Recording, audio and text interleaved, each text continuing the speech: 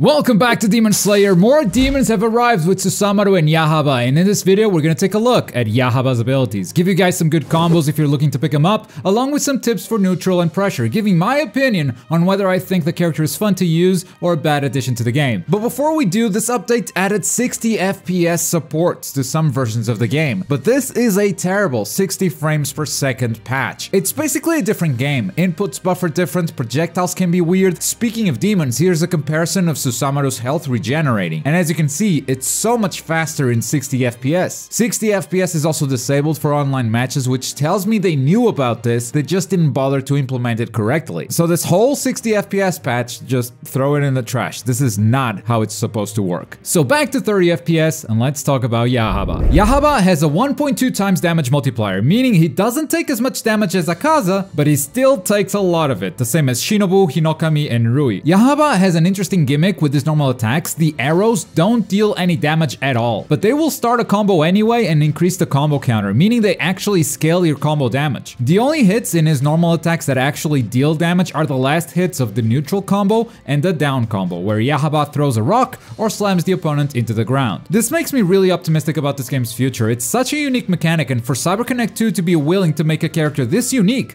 is a very good sign for future characters and even a sequel to this game. The arrows have okay tracking, it's not too hard to dodge them, but they do bend a little bit. All his damage comes from his skills spending meter though, so the arrows are mostly a way for you to confirm the hit into a combo. They do start a red combo though, so the damage you can get from this isn't very high. Jumping attacks are really good. Once again, the arrows have decent tracking, and if they hit the opponent on the ground, they will cause them to crumble, giving you an easy confirm once you reach the ground. As for his jumping tilt attack, there's pretty much no reason to use it, ever. His strong attack would probably be the best in the game if it dealt any damage. Once again, the arrows just deal no damage themselves, but Yahaba can set up a bunch of them and they travel really far, so you can use this heavy attack from far away and threaten the opponent's guard, since it can guard break like all other heavy attacks in the game when it's fully charged. Finally, the grab is very fast, same speed as Akaza's. It can catch an opponent jumping, but the damage isn't that great. Also, I've seen some folks showing off how much meter he can regenerate after the grab, but that's in practice mode. In a match, the opponent is gonna roll on wake up and you'll barely have time to regenerate a single bar.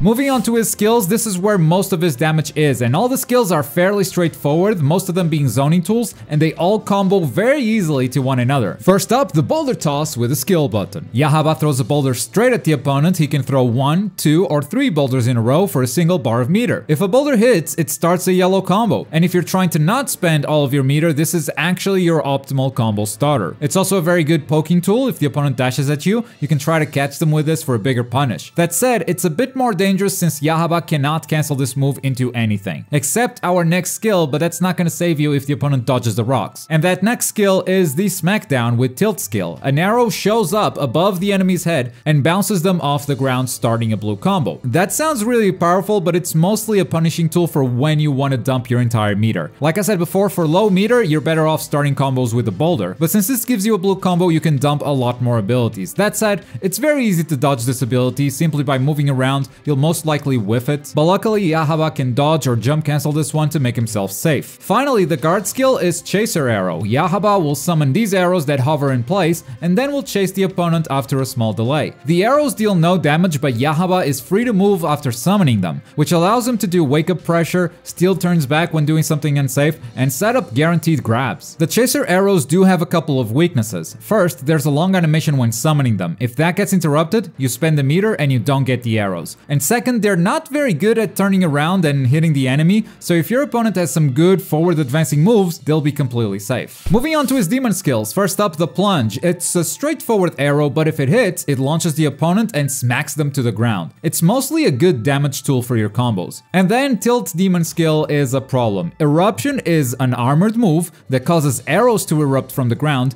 and you can cancel this move into any of his other moves. Not that you need to in order to be safe at all times, because this ability is actually plus on block. An armored move that is plus on block, yeah, that's a problem. That said, don't use this when the opponent is dashing at you or moving really fast, because it takes a while for the arrows to come off the ground, so it's entirely possible for them to dodge it. Now, all of his skills can combo into each other, which is unlike most demons. Usually you cannot cancel demon skills into normal skills, but Yahaba is the exception to the rule. You can totally combo all of his abilities into each other, and that's part of what makes his damage so great. And speaking of damage, let's talk about combos. If you're poking with the attack buttons, just let them all out to get the 600 damage damage from the last rock, and then throw the 3 boulders. It's not a lot of damage, but that's why the arrows are mostly used for poking and confirming combos and not for huge punishes. If you want to dish out the damage while saving meter, always start with the boulders. This is your most damaging skill. On the other hand, if you're dumping your meter, start with a tilt skill for a blue combo and then spend it all for a solid 50% combo.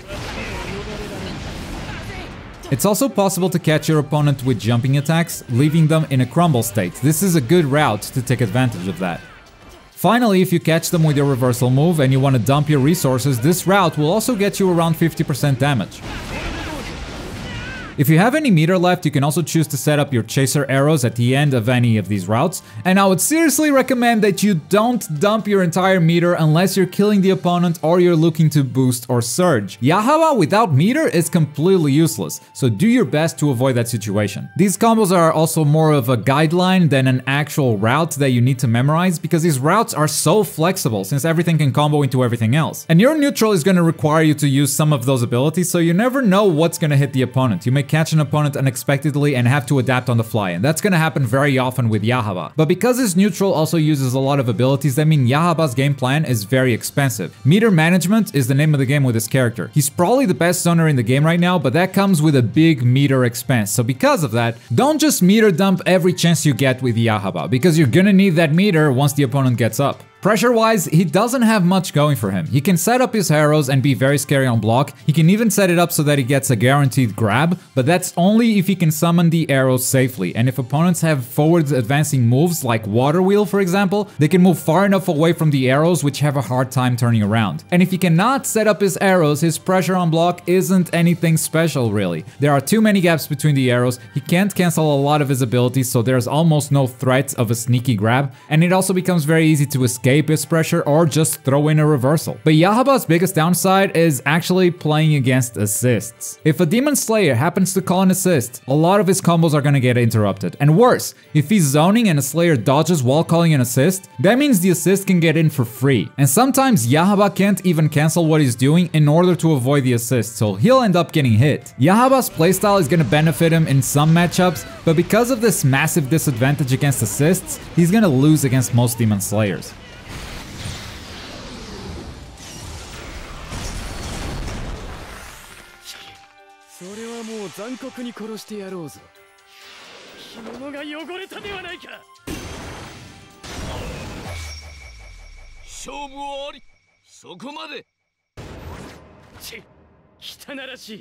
And that's Yahaba in Demon Slayer. Personally, I think he's gonna be very strong in specific matchups, but he's gonna be very weak against most of the cast. Yes, in Surge, this character can get ridiculous damage, but even then, if a player is good at dodging, Surge is not gonna do much for you because you can't even get the first hit. That said, I love that CC2 had the courage to do something so unique with this character, and I honestly can't wait to see what they're gonna do in the future. But that's my opinion on Yahaba. I'd love to know what you guys think as well in the comments down below. And as always, thank you very much for watching. My name's Globku, and I'll see you next time. Bye!